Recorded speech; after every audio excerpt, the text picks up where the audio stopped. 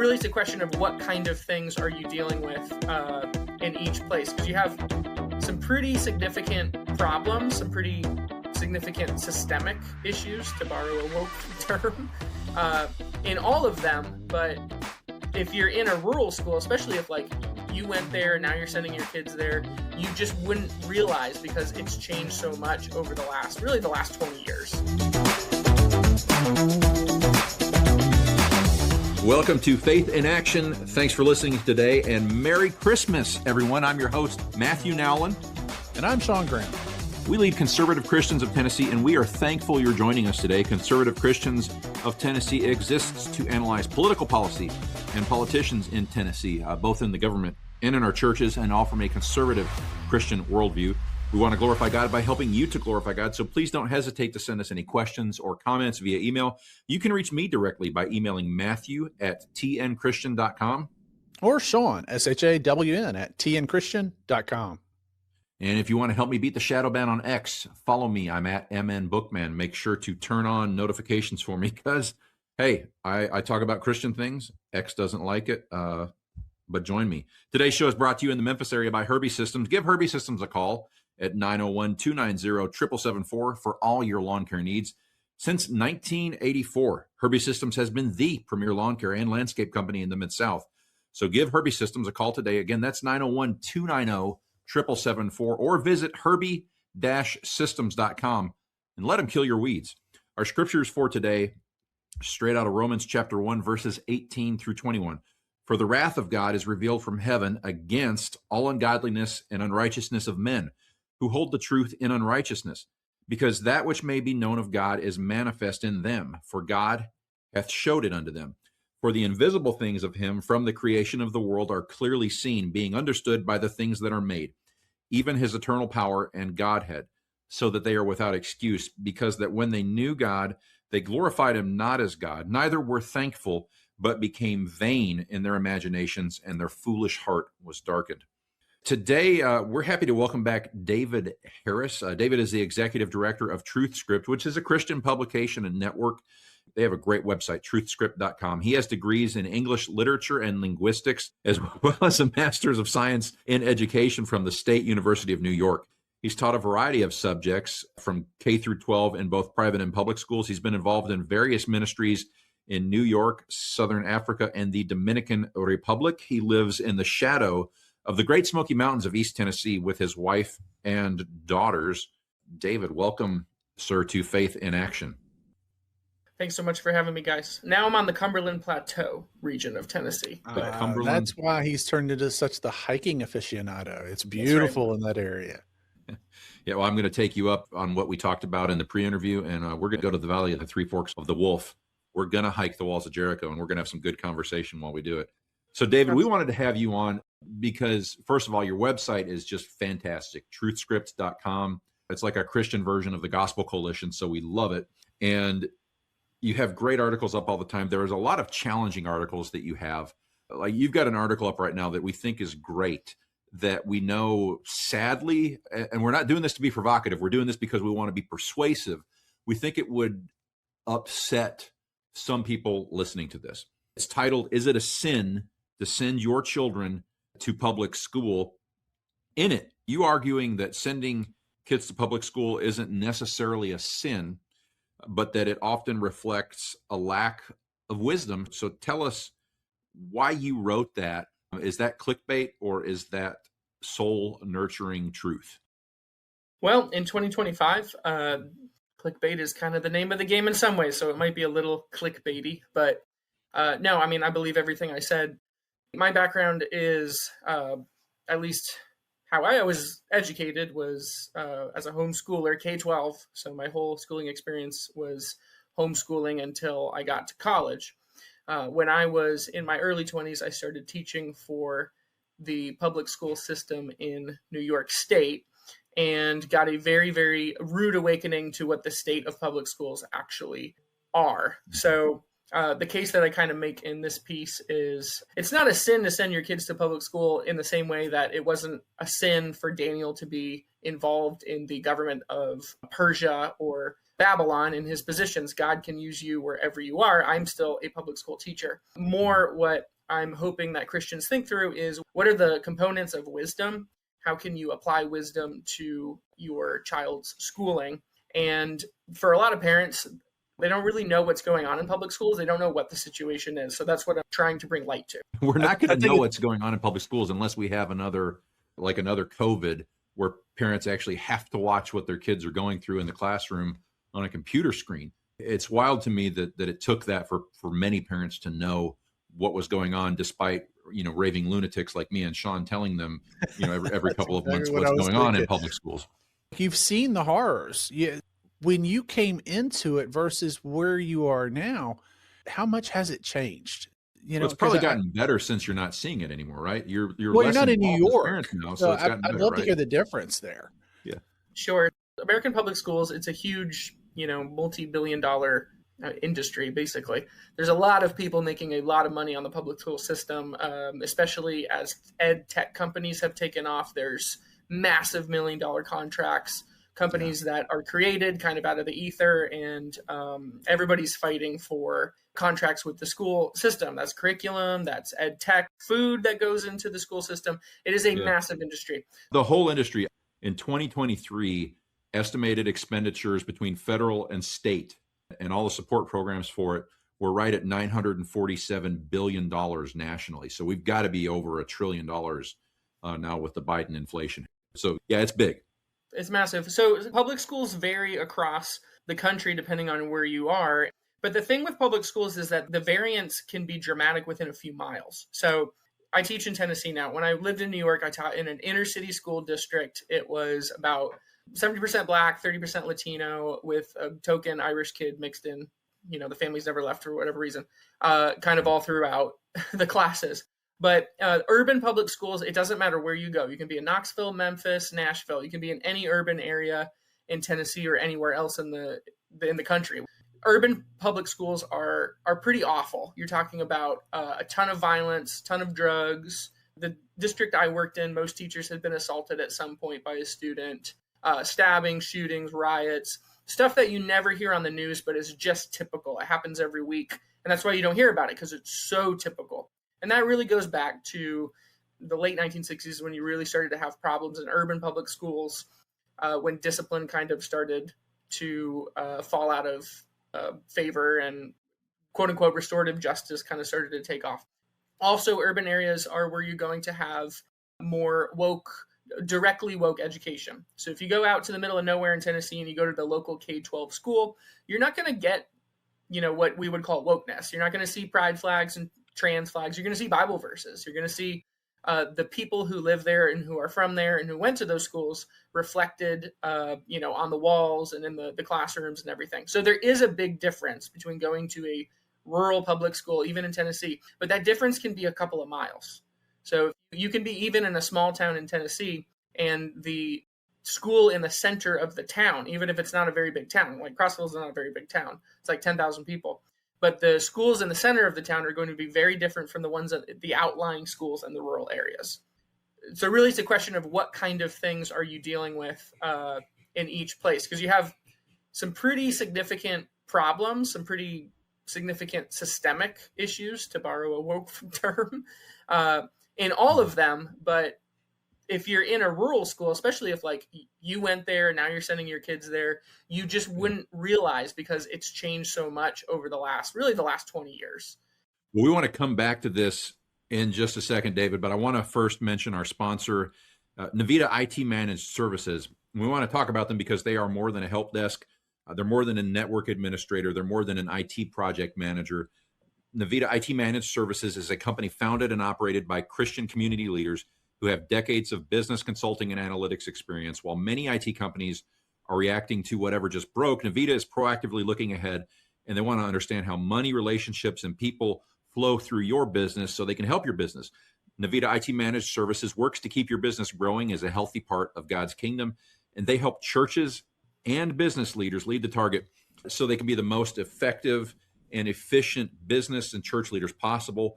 Visit their website. It's Navita, Navita, NavitaITManagedServices.com today. learn more about Navita IT Managed Solutions.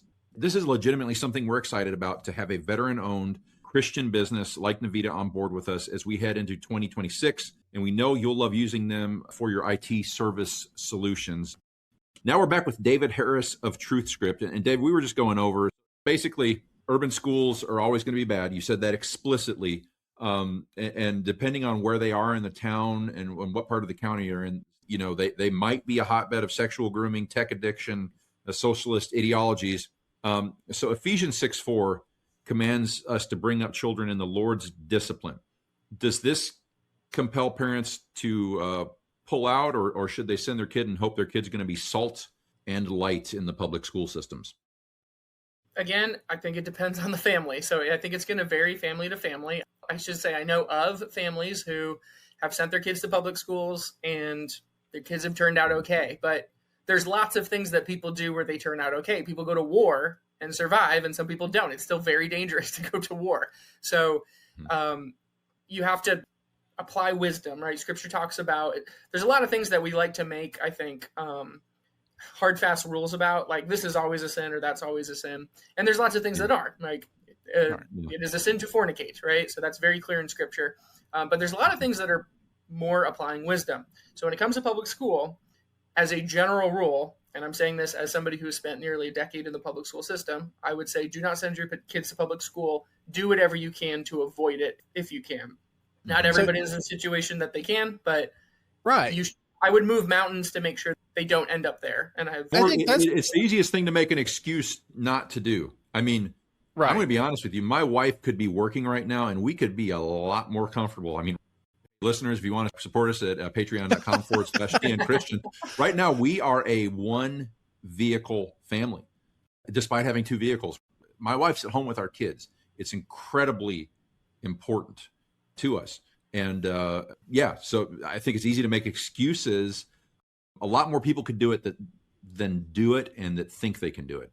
And Matt, you're choosing to make a decision that's best for your family. And that's what I want to hear from David here. The alternatives are almost non-negotiable. When you come to the realization that God has moved you in this direction and you have to raise your children in the fear and admonition of the Lord, when you come to that directive and God has opened you up to it, I think that's the moment where it becomes sin for you. When God shows you that light that you have to do this.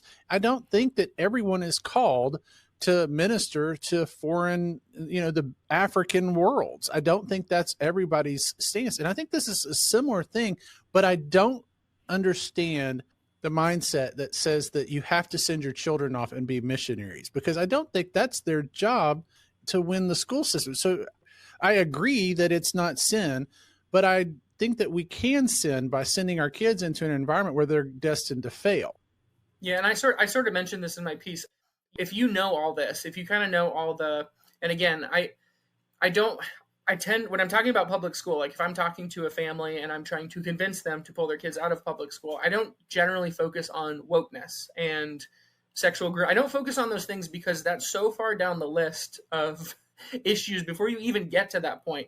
If your school's already at that point, and I'm from New York, a lot of the especially suburban schools are that way. You have one of the first schools I worked in was had multiple LGBT teachers and they had big flags in their classroom. So why would you send your kids into that?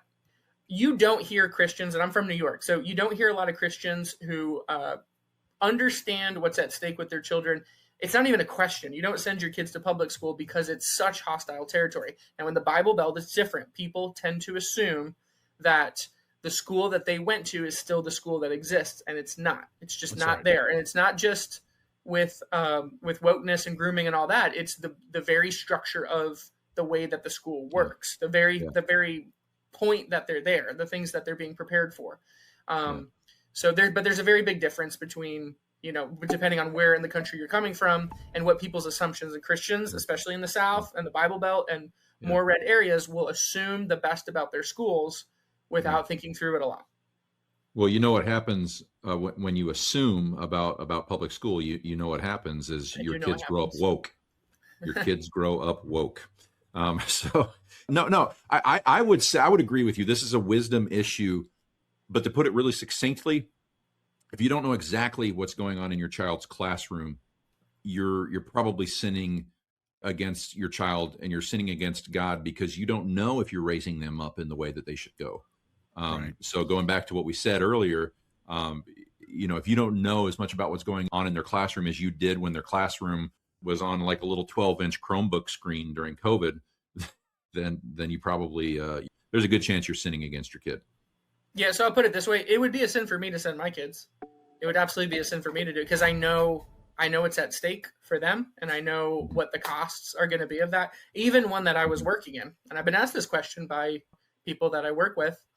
Would you send your kids here? And I always say no, I wouldn't. I couldn't, because I know what they're going to get here versus what my wife can provide them and what I can provide them. And to go back to what you said earlier, just because I've put my money where my mouth is. My wife was a nurse. She was fired for not getting the COVID jab. I moved across the country because of that, just trying to find a place that we could make ends meet. We just moved again because we moved to East Tennessee, and everybody from California moved there and jacked up the prices on everything. So we moved to the Cumberland Plateau, where things are much more affordable. I will make any sacrifice I have to make to ensure that my kids are raised by my wife, that she is the one who's home with them, that I can be with them when I get home from work. And I pray for the kids that I work with, because I know what the cost is going to be for them. That's good. So you showed a scary reality, and I want to talk about another reality, and that's the reality of how the kids are viewed, how they're taught, how they're gathered, sorted, just all these things. But public education basically treats kids as data points, and it promotes equity over excellence. And this seems contrary to Proverbs 9:10. Sean and I both agree the fear of the Lord is the beginning of wisdom. We think that, and we agree with that, because that's what the Bible says many, many times, specifically and explicitly. We don't think government indoctrination is going to teach kids fear of the Lord. To us, we think, and I want to know what you think, does this basically make homeschooling or Christian alternatives almost a non-negotiable? Well, I mean, so I bring up Christian schools, private schools in my piece as well, because a lot of people, and I know especially in New York, because before I worked in public schools, I worked in private schools. And a lot of Christian families assumed that if they sent their kids to private school, then that would be the fix. Well, I said, I worked really hard. I mean, a lot of people sacrifice a lot to be able to send their kids to private school, especially in states where there's no voucher program, there's no other options, that you're just paying out of pocket to send your kids to usually very expensive private schools. But a lot of those private schools, and again, I'm not there's lots of great private schools, so I'm not slamming private schools at all. I support, especially classical Christian schools. I'm a big fan. But a lot of private schools, they're adhering to the same state standards. So they're still having to cover the same thing. So my first job was teaching social studies to 7th through 12th grade. And I knew you were a socialist. Even though I was in even though I was in a Christian school, because I had to teach through the New York State Regents exam, that was what mattered. That's what their grade was. I really didn't have time to teach the things that I thought would be most valuable. I had to cover this material for this test. And that test was basically civil rights, slavery, and towards the end, it got into, some LGBT stuff even. But that curriculum did not prioritize the things that I really would have built up in my kids. And that was a private school. So just because you can't just send your kids to a private school and assume that's going to take care of. Homeschooling, in my opinion, is the best guarantee to be able to have the most influence on what your kids are actually learning, which is why that would be a non-negotiable for me. And I would encourage any family, you care more about your kids' education than anybody else on the planet. You're going to be the most invested. But a lot of parents think that they can't do it. I'm not educated enough. Let me tell you something. In the schools, they're learning from apps. It's all apps. So if you know how to work an app, you can do what they're doing in the public school, at least. Yeah. Folks, we want to remind you about our official missions sponsor, Equipping the Persecuted. We've been telling you for years now about the genocide and murder of Christians in Nigeria. And we know of one missions group there on the ground doing the Lord's work to save our fellow believers. That is equippingthepersecuted.org. Your support is part of a lifeline of aid, security, and hope. If you make a monthly donation, it will create sustainable help for people in real need. You can support their work by visiting equippingthepersecuted.org today. You could sponsor an orphan for just $35 a month, or now you can order African coffee and have it shipped straight to your home. Every bag of Equipping the Persecuted coffee that you purchase does more than fill up your cup. It strengthens the body of Christ because 100% of the proceeds go directly to support persecuted Christians in Nigeria. Sean loves the Guardian blend, but you can try any of their flavors today. Again, that's equippingthepersecuted.org, and the persecuted Christians in Nigeria, thank you. We're back with David Harris of Truth Script. And David, we have some time left. If folks feel like we left some of those questions unanswered, please tell them, first of all, about where they can read this article, this very clickbaity titled article that we think was done in the deepest Christian love and affection, not just clickbaity stuff. Tell them about Truth Script, please. Yeah, sure. So TruthScript was founded almost 3 years ago. It was created to be an alternative to websites like Christianity Today and Gospel Coalition that have just been peddling a lot of nonsense over the last really 15 years or so. Christianity Today, it's been a lot longer than that. And we publish articles, but the focus of TruthScript has been to publish and platform people who otherwise would not have had the opportunity, because there is not we publish a lot of pastors of small churches throughout the country. We are a donor-based 501c3 organization. If the Lord would move you, especially in this Christmas season, to support us, we would covet your support. Talk more about what you mean that it's merit-based. Does that mean that you publish the articles if they're good, not just because of who wrote them? Yeah, pretty much. Yeah. And not everyone is published, but we have a submission tab. I'm the editor. I'm the lead editor. So I've written a guide so that your layman Christian, if they're even a halfway decent writer, and if they have something important to say, then they can follow that guide and they can submit something to TruthScript. And we found a lot of great guys. We've done a lot of excellent networking. Our most read article is called No Christians Cannot Vote for the Democrat Party. It's from Pastor Steph Brickley, who's a small town pastor in Wisconsin. So we found a lot of great people through this that otherwise never would have had the opportunity to be heard. And it's good. Yeah. You guys do a really good job with. I can't let you get out of here without asking you what you think would be the declaration we need to give to pastors who are listening to this content right now, because you guys are positioning yourself against what they used to go to with Christianity Today and all those kind of things. Those are bad sources, but this is a good source. So what would you say to a pastor who's listening about empowering them to start homeschool co-ops and church schooling? What would you say to them? A lot of pastors have, pretty diverse flock. Usually you have people in all sorts of different positions in life and stations in life. So the temptation is going to be to say nothing. And especially in the Bible Belt, it's 80% of kids in the United States go to public school. I think it's like 81, 82%. So that's going to be the majority of your congregations typically. If it's a conservative church, more so in the Bible Belt than in the more secular parts of the country. But, pastors need to know what the problems with public schooling are, and whether they like it or not, they're the default leaders, especially in education, because if the government has shirked its responsibility, and that's something I get to a little bit in the article, and I'll have more coming out about this soon. I'm working on a few other things, but they are going to be the ones who are looked to provide direction and answers. So pastor, you have to provide it to your people. So if that's establishing a homeschool co-op, if that's starting a school, give your people alternatives. I see a lot of positive fruit. Partially in Tennessee, there's so many people moving to this area. Really, since COVID, there are a lot of robust homeschool groups. They form very quickly. They're doing excellent work. There's a lot to be really encouraged about and excited about. I mean, you can go on Facebook and look up co-ops in your area, and you will find Christian conservative co-ops pretty much everywhere. So don't feel like this is something that you can't talk about or shouldn't talk about. You absolutely should, and people are looking to you for direction. Yeah. Well, folks, that's going to do it for another episode of Faith in Action. Make sure one last time you know the website to go to. They have a ton of great articles that are actually Christian, truthscript.com.